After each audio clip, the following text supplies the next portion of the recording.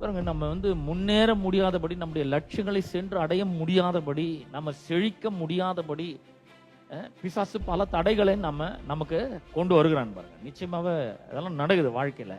இதெல்லாம் நம்ம நல்லா புரிந்து கொள்ள வேண்டும். கர்த்தருடைய பிள்ளைகள் தான் கர்த்தர் நம்மளை பாதுகாக்கிறாரு.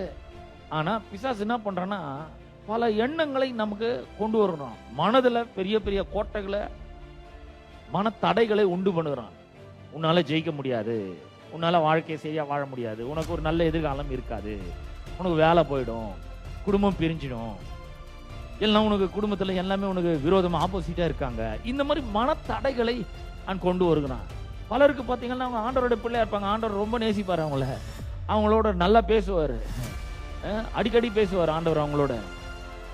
ஆனா அவங்களோட வாழ்க்கையில பாத்தீங்கன்னா பயம் இருக்கும். பயம்ன்றது ஒரு பெரிய அரண் மாதிரி இருக்கும்.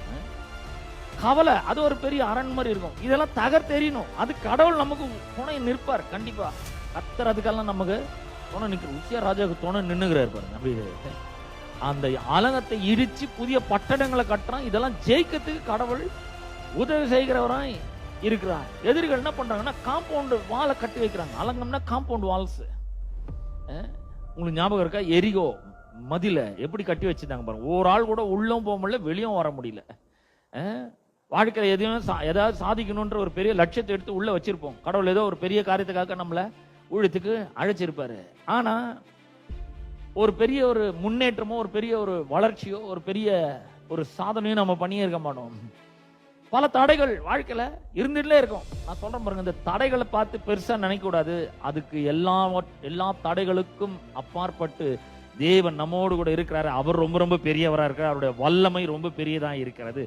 மேலும் அவர் நமக்கு துணை செய்கிறவரா இருக்கிறார். நமக்கு துணை நிற்கிறார். நம்ம ஜெயிக்கிறதுக்கு துணை செய்கிறவராய் இருக்கிறார்.